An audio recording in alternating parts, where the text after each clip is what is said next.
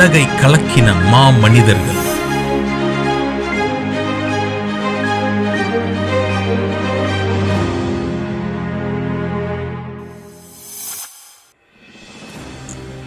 மென்மையான ஆடையினுடைய பனிக்குளிரானது பாய்ந்து கொண்டிருந்தது. கற்களும் முட்களும் அவரது கால்களை கிழித்துக் கொண்டிருந்தன. என்றாலும் பனியால் மூடிய மலைகள் மீது அவர் நடந்து கொண்டே இருந்தார். அவருடைய இரத்தம் கசியும் பாதங்கள் அவருக்கு பின்னால் வெண்மையான பனியின் மீது அடிச்சுவட்டை ஏற்படுத்தி கொண்டிருந்தன. ஓரிடத்தில் அவர் உட்கார்ந்து தன் கால்களின் புண்களை கட்ட ஆரம்பித்தார். அவ்வழியே அவருக்கு பின்னாக வந்த ஒருவர் அவரை பார்த்து நின்று அவரோடு பேச ஆரம்பித்தார். ஐயா, எப்படி இருக்கிறீர்கள் என்று கேட்டார். அதற்கு, என்னுடைய அருமை இரட்சகராம் இயேசு கிறிஸ்துவில் நான் மகிழ்ச்சியாக இருக்கிறேன் என்று சாது சுந்தர் சிங் பதில் கூறினார். ஏன் நீங்கள் இரத்தம் கசியும் வெறும் கால்களால் மலை மீது இவ்விதமாக பயணம் செய்ய வேண்டும் என்று கேட்ட அவருக்கு, கல்வாரி சிலுவையிலே தம் கால்களில் இரத்தம் சிந்தின இயேசுவை மக்களுக்கு காண்பிப்பதற்காகவே இவ்விதமாக சொல்கிறேன் என்று பதிலளித்தார். சிலுவையில் அறையுண்ட இயேசு கிறிஸ்துவின் நற்செய்தியை திபெத் நாட்டிற்கு இன்னும் ஆண்டவரை பற்றி கேள்விப்பட்டிராத இடங்களுக்கும் எடுத்து சொல்வதற்காகவே தனக்கு கிடைத்த தெய்வீக அழைப்பை சாது சுந்தர் சிங் முழுவதும் நம்பி அதை செயல்படுத்தினார். சாது சுந்தர் சிங் என்று பொதுவாக அழைக்கப்படும் சுந்தர் சிங் 1889 செப்டம்பர் மாதம் 3ஆம் தேதி பஞ்சாப் மாநிலத்தில் உள்ள ராம்பூர் என்ற இடத்தில் பிறந்தார். இவரது பெற்றோர் சீக்கிய மார்க்கத்தை சேர்ந்தவர்களாய் இருந்தனர். இவருடைய தாயார் மத நம்பிக்கையில் மிகவும் பக்தி நிறைந்தவராய் இருந்தார். காலையில் சுந்தர் எழுந்தவுடனே முதலாக தேவையான நேரத்தை கடவுளிடத்தில் பிரார்த்தனை செய்வதில் செலவழிக்க வேண்டும் என்றும், அதன் மூலம் ஆன்மீக ஆகாரத்தையும் ஆசிகளையும் பெற்று அதன் பின்னரே அவர் காலை ஆகாரத்தை உண்ண வேண்டும் என்று அவரது தாயார் மிகவும் வலியுறுத்தினார். தன் மகனை மிகவும் அதிகமாக நேசித்ததினால் தன்னுடைய மகனும் தங்களுடைய மார்க்கத்தை அதிகமாக நேசித்து அதிலே ஒரு பக்தி நிறைந்த சாதுவாக மாற வேண்டும் என்று விரும்பினார். இளமை பருவத்தில் இருந்தே சுந்தர் இந்து மார்க்கத்தின் புனித நூல்களை, குறிப்பாக பகவத்கீதையை ஆழ்ந்து படித்தார். அவர் 7 வயதாக இருக்கும் பொழுது அதை மனப்பாடம் செய்யவும் ஆரம்பித்தார். அவருக்கு மிகவும் அருமையாக இருந்த ஒரு நண்பனின் மறைவு புற மதத்தின் புனித புத்தகங்களை படிக்கும்படி தூண்டிற்று. அநேக சமயங்களில் வீட்டில் அனைவரும் நித்திரைக்கு சென்ற பின்பு சீக்கியர்களின் புனித புத்தகமாகிய கிரந்தத்தையோ அல்லது இந்து மத நூல்களையோ அல்லது முஸ்லிம்களுடைய குரானையோ அவர் நுட்பமாக படிப்பார். ஆவிக்குரிய வாழ்க்கையில் திருப்தி காண வேண்டும் என்னும் வாஞ்சை ஆயிரக்கணக்கான மக்களுக்கும் உண்டு. அதே வாஞ்சை சுந்தரையும் பற்றி கொண்டது. சுந்தர் படித்துக் கொண்டிருந்த கிராமத்து மிஷன் பள்ளிக்கூடத்தில் தான் முதலாக அவருக்கு கிறிஸ்து மார்க்கத்தோடு தொடர்பு ஏற்பட்டது. வேத புத்தகத்திலிருந்து வசனத்தை வாசிக்க சொன்னபோது அவருடைய உள்ளம் அதை எதிர்த்து குமுறியது. புதிய ஏற்பாட்டை பகிரங்கமாக கிழித்து எறிந்ததின் மூலம் கிறிஸ்துவ மார்க்கத்தினை எதிர்க்கும் எல்லா மாணவர்களுக்கும் அவர் தலைவரானார். விரைவில் அவர் அந்த மிஷன் பள்ளிக்கூடத்தை விட்டு அரசு பள்ளிக்கூடத்தில் போய் சேர்ந்தார். மேலும் தொடர்ந்து கிறிஸ்தவ மார்க்கத்தின் கிறிஸ்தவ விசுவாசத்தையும் அவர் ஆழமாக கண்டித்தார். பல சமயங்களில் தெருவில் அல்லது திறந்த வெளியில் நின்று பிரசங்கிக்கும் மிஷனரிமார்களின் மீது கற்களையோ அல்லது சேற்றையோ எடுத்து வீசும்படியாக முரடர்களை அவர் தூண்டிவிடுவதும் உண்டு. அது மட்டுமல்லாமல் அவர் புதிய ஏற்பாட்டை பகிரங்கமாக பலர் முன்னிலையில் தீயிட்டு கொளுத்தியதும் உண்டு. கிறிஸ்தவ மார்க்கத்தையும் எதிர்த்து போராடினார். அதனால் அவருடைய இருதயத்தில் குழப்பமும் அமைதியின்மையும் ஏற்பட்டது. இறுதியில் அவர் வேதத்தை வாசிக்க ஆரம்பித்தார். உண்மையான சமாதானத்தை கண்டுபிடிக்க வேண்டும் அல்லது தன் வீட்டின் பக்கத்தில் கடந்து செல்லும் ரயில் முன் விழுந்து உயிரை மாய்த்து கொள்ள வேண்டும் என்று உறுதி பூண்டார். ஒரு நாள் அதிகாலையில் 3 மணிக்கெல்லாம் அவர் எழுந்தார். குளித்துவிட்டு, கடவுளே, உண்மையான கடவுள் ஒருவர் உண்டு என்றால் உம்மை எனக்கு காண்பியும், ரட்சிப்புக்கு உரிய வழியையும் சாந்தியையும் நீர் எனக்கு தர வேண்டும் என்று சொல்லி அவர் ஜெபிக்க ஆரம்பித்தார். உடனே அந்த அறையில் ஒரு பேரொளி வீசியது. அதில் அவர் மிகவும் வெறுத்து வந்த இயேசு கிறிஸ்துவின் சாயலை கண்டார். அவர் தமது ஆணிகள் பாய்ந்த கரத்தை சுந்தருக்கு காண்பித்து, நீ ஏன் என்னை துன்பப்படுத்துகிறாய்? நான் உன்னுடைய இரட்சகர் என்று சொன்னார். இப்பொழுதே சுந்தரின் இருதயம் மாபெரும் மகிழ்ச்சியினால் நிரம்பியது. அதுவரையில் தன் வாழ்க்கையில் நாடி தவித்து கொண்டிருந்த ஆவிக்குரிய தாகமும் தணிந்ததை அவர் உணர்ந்தார். அவர் வாழ்க்கை முழுவதும் மாறியது. அவர் அடைந்த இந்த மகத்தான பரவசமான அனுபவத்திலிருந்து அவரை சந்தேகப்பட வைக்கவோ அல்லது மாற்றவோ யாராலும் முடியவில்லை. இவ்விதமான இந்த புதிய அனுபவத்தை பெற்ற சுந்தர் உடனடியாக தனது தந்தையிடம் சென்று தான் ஒரு கிறிஸ்தவனாகி விட்டதை கூறினார். அவருடைய தந்தை இதை முதலில் நம்பவில்லை. ஆனால் பிறகு அவருடைய குடும்பம் முழுவதுமே சுந்தர் கிறிஸ்தவனாக மாறுவதற்கு எடுத்த தீர்மானத்தை கண்டு அதிர்ச்சியுற்றது. தன்னுடைய தாயாரின் மார்க்கத்திற்கு எந்த விதமான களங்கமும் ஏற்படுத்திவிடக்கூடாது என்று சுந்தரை அவரது தந்தையார் மிகவும் அதிகமாக கெஞ்சி கேட்டுக்கொண்டார். அவருடைய செல்வந்தரான மாமா ஒருவர் தன்னுடைய பெரிய மாளிகைக்கு அழைத்து சென்று அங்கே குவியல் குவியலாக வைக்கப்பட்ட பணத்தையும் வைரத்தையும் பலவிதமான விலையுயர்ந்த கற்களையும் அவருக்கு காட்டினார். சுந்தர் புதிதாக ஏற்றிருக்கிற இந்த விசுவாசத்தை கைவிடுவாரானால் இவை எல்லாம் கொடுப்பதாக கூறினார். ஆனால் இயேசு கிறிஸ்துவின் அன்பு மிகவும் வலிமையுடன் ஆழமாக இருந்தது. சுந்தரின் இருதயம் இயேசுவை மறுதலிக்கவில்லை. சுந்தர் வீட்டை விட்டு துரத்தப்பட்டார். உண்பதற்கு உணவோ தங்குவதற்கு உறைவிடமோ இல்லை. ஒரு மரத்தின் அடியில் தங்கினார். பிறகு மீண்டும் அவர் வீட்டிற்குள் அனுமதிக்கப்பட்டார். ஆனால் வீட்டுக்கு வெளியில் வைத்து உணவு கொடுக்கப்பட்டது. தாழ்த்தப்பட்ட வேலை ஆட்களோடு அவர் தங்குவதற்கு அனுமதிக்கப்பட்டார். இயேசு கிறிஸ்துவுக்காக இனி தொடர்ந்து அவர் அனுபவிக்க போகிற பாடுகளுக்கு இது ஆரம்ப கட்டமாகும். என்றாலும் மனதிலே பரிபூர்ண மகிழ்ச்சியோடு தனது நாயகராம் இயேசு கிறிஸ்துவுக்காக எதையும் பொறுமையோடு ஏற்றுக்கொண்டார். கடைசியாக நஞ்சு கொடுக்கப்பட்டு வீட்டிலிருந்தே துரத்தப்பட்டு நோய்வாய்ப்பட்டார். இறக்கும் நிலையையும் அடைந்தார். என்றாலும் அவரிடம் அன்பு கொண்ட ஆண்டவர் தம் சித்தத்தை சுந்தரிலே நிறைவேற்ற மரண பிடியிலிருந்து விடுவித்தார். இந்த கொடி நோயிலிருந்து சுந்தர் விடுபட்டார். இவர் லூதியானாவில் இருந்த மிஷனரிகளிடத்தில் சென்று அவர்களோடு தங்கினார். வேத வசனங்களை கற்க ஆரம்பித்தார். சுந்தர் தம் 16ஆம் பிறந்த தினத்தன்று சிம்னா நகரத்தில் ஞான ஸ்நானம் பெற்றார்.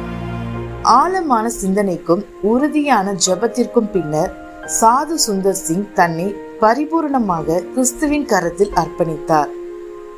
அவர் ஒரு கிறிஸ்தவ சாதுவாக மாறினார்.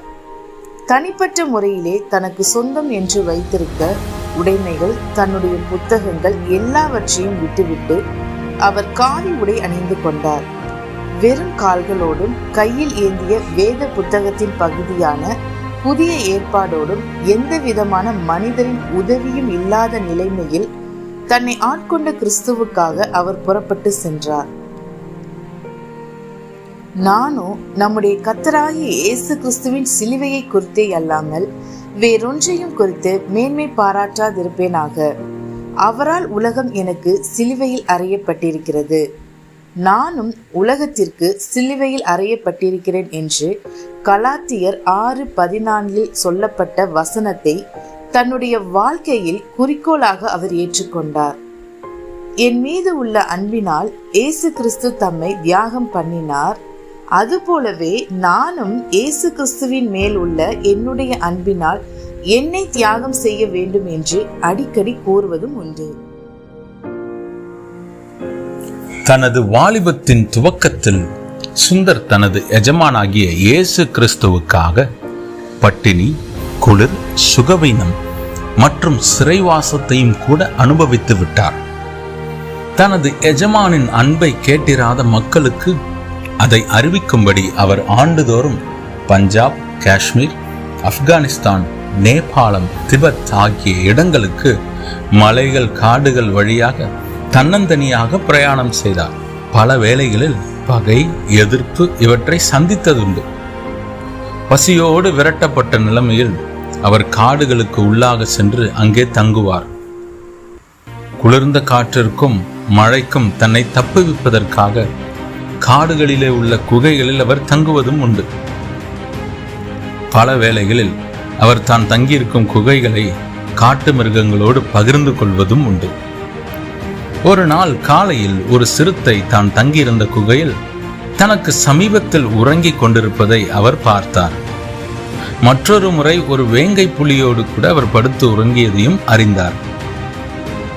ஒரு நாள் அதிகாலையில் தன்னுடைய போர்வையின் கீழே ஏதோ ஒன்று இருப்பது போல உணர்ந்த அவர் அது என்ன என்று பார்த்தபோது குளிரால் பாதிக்கப்பட்ட ஒரு பெரிய நல்ல பாம்பு அனல் பெறுவதற்காக அவரோடு கூட படுத்திருந்ததையும் அறிந்தார். இமயமலை பகுதிகளில் உள்ள கணவாய் வழியாக பிரயாணம் பண்ணுவதும் என்றாலும் அவர் எப்போதுமே வெறுங்கால்களோடு தான் தன் பிரயாணத்தை மேற்கொண்டார். ஆனபடியினால் கற்கள், பனிக்கட்டிகள் போன்றவற்றினால் அவர் கால்கள் கிழிக்கப்பட்டு அவர் கால்களில் இரத்தம் சிந்தி கசிந்து கொண்டே இருக்கும். ஆகவே அவர் இரத்தம் கசியும் கால்களை உடைய அப்போஸ்தலன் என்று அழைக்கப்பட்டார்.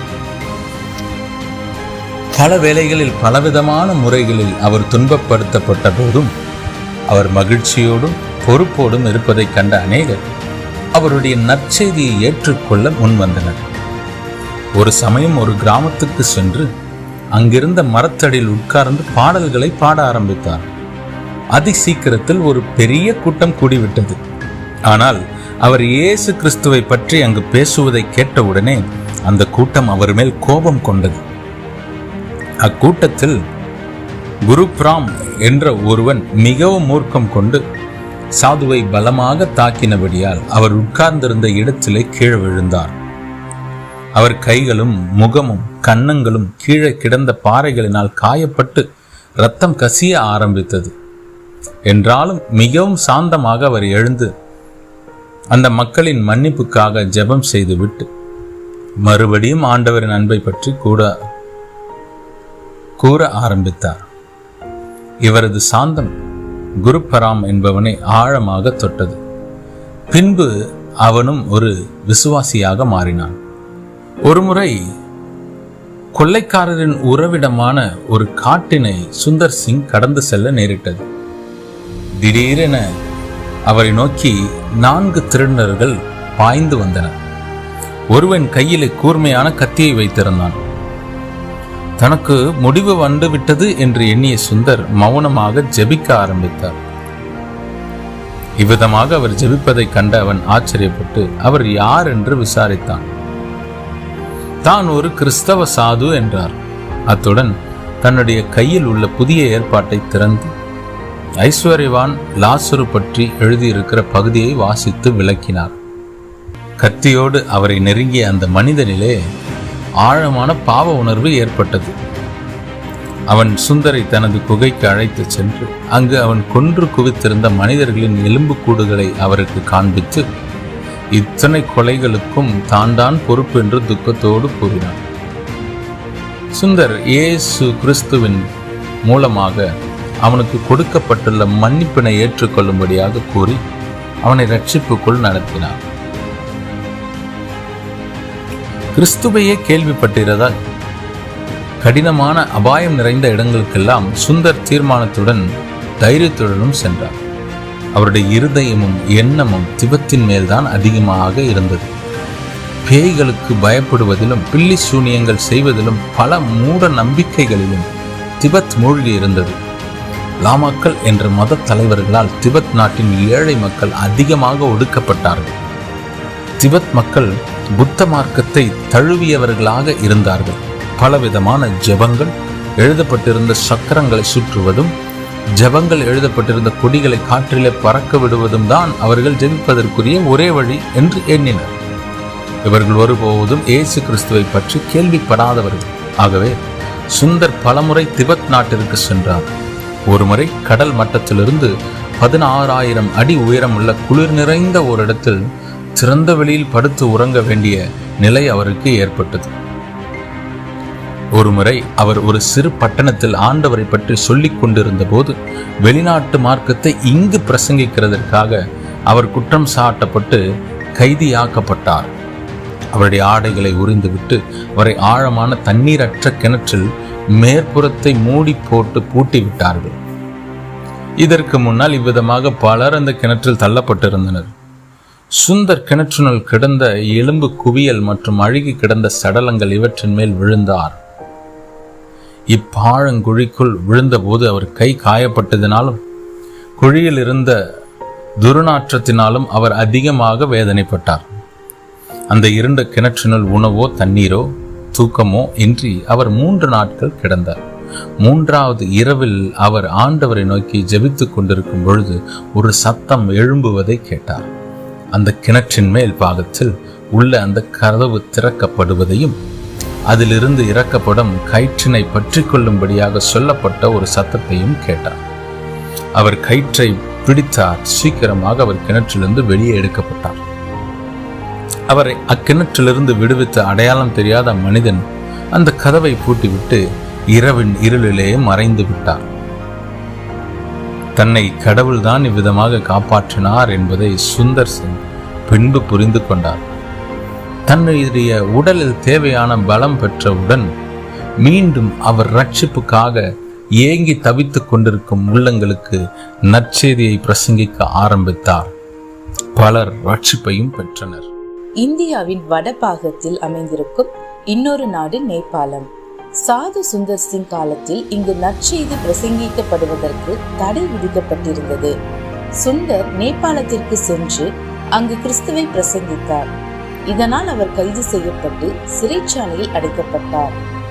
சிறைச்சாலையில் இருந்த மற்ற கைதிகளுக்கு அவர் கிறிஸ்துவை பற்றி கூறினார்.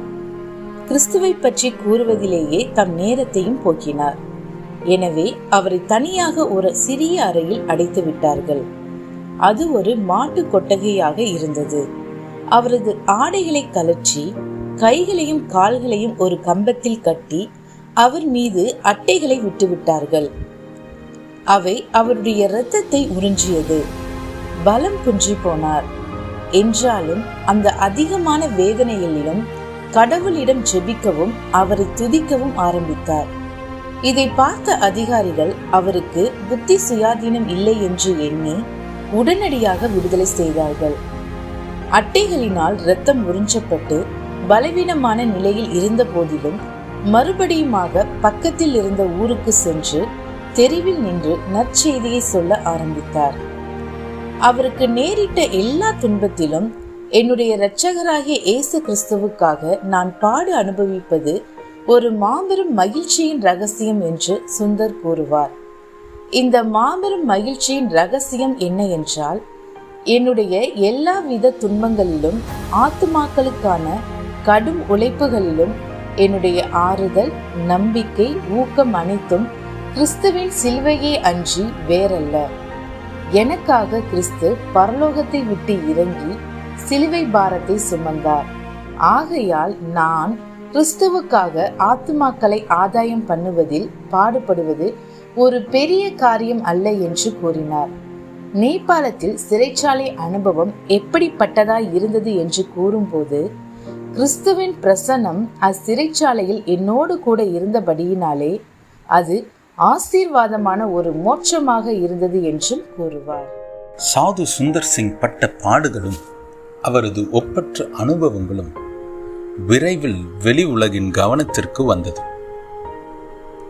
உலகின் பல பாகங்களிலும் உள்ள கிறிஸ்தவ மக்களின் சிந்தனை இந்த இந்திய அப்போஸ்தலர் மீது பதிய ஆரம்பித்தது. கிறிஸ்தவர்களுக்கும் மற்றவர்களுக்கும் பிரசங்கிக்க வேண்டும் என்ற அழைப்பு அவருக்கு இந்தியாவின் எல்லா பாகங்களிலும் இருந்தும் வந்தது. அவர் சென்ற இடங்களில் எல்லாம் தன்னைத்தான் வெறுத்து தன் சிலுவையை எடுத்துக்கொண்டு சிலுவை நாதரை பின்பற்ற வேண்டும் என்பதை அறைகூவலாகவும் மிஷனரி அழைப்பாகவும் கூறினார். இவரது மிஷனரி அறைகூவல்கள் அநேகரை ஜெபிப்பதற்கும் செயல்படுவதற்கும் தூண்டிவிட்டது. சிலோன், பர்மா, மலேசியா, சீனா, ஜப்பான் ஆகிய நாடுகளுக்கும் சென்று பிரசங்கித்தார். மேலும் இங்கிலாந்து, அமெரிக்கா, ஆஸ்திரேலியா இன்னும் ஒரு சில ஐரோப்பிய நாடுகளுக்கும் சென்று நற்செய்தி வழங்கினார். அவர் எங்கெங்கே சென்றாரோ அங்கெல்லாம் அவரை கண்ட மக்கள் அவரில் இயேசு கிறிஸ்துவின் சாயலை கவனித்தார்கள். ஒருமுறை அவர் பேசிக் கொண்டிருந்த ஒரு கூட்டத்தில் ஒரு சிறுமி, இவர் இயேசு கிறிஸ்துவா என்று கேட்டாளாம். ஆத்துமாக்களை குறித்து பாரத்திலும் தூய்மையாக தன்னை காத்துக் கொள்வதிலும் சுந்தர் சிங் நிச்சயமாகவே தன்னுடைய அருமை நாதராம் இயேசு கிறிஸ்துவை பிரதிபலித்து காண்பித்தார். அவருடைய இறுதி வார்த்தைகள் பிரயாணத்தின் கடினத்தையும் அதில் ஏற்படவிருக்கும் அபாயங்களையும் நான் முழுவதுமாக உணர்கிற போதிலும் நான் இன்றைக்கு திபெத் நோக்கி பயணம் செய்கிறேன். ஏனென்றால் நான் என்னுடைய கடமையை முழுமையாக நிறைவேற்ற வேண்டும் என்று 1929 ஏப்ரல் மாதம் 18 தன்னுடைய நண்பர்களுக்கு எழுதிய குறிப்பிலே எழுதியிருந்தார். திபெத் சென்று விட்டு திரும்பி வருவதற்கான சமயம் கடந்து விட்டது. ஆனால் அவரோ வரவில்லை. எந்த விதமான செய்தியும் அவரிடத்தில் இருந்து கிடைக்கவில்லை. ஒருவேளை அவர் பிரயாணத்தில் மலை சிகரங்களை கடந்து செல்லும் பொழுது ஏதோ ஒரு பாதாளத்தில் விழுந்து இறந்திருக்கலாம், அல்லது ஒரு ஆழமான கிணற்றிலே தூக்கி போடப்பட்டிருக்கலாம், அல்லது யாக் என்னும் எருமையின் நனைந்த தோலுக்குள்ளாக வைத்து கட்டப்பட்டு சுருட்டப்பட்டு அவருடைய எலும்புகள் முறிக்கப்பட்ட நிலையில் அவர் ஒரு இரத்த சாட்சியாக மரித்திருக்கலாம். அவரது முடிவு எப்படியாக இருந்தாலும் இந்தியாவின் அப்போஸ்தலர் ஆகிய சாது சுந்தர் சிங் தனது ஜீவ கிரீடத்தை பெற்றுக்கொண்டார் என்பது மட்டும் உறுதியானது.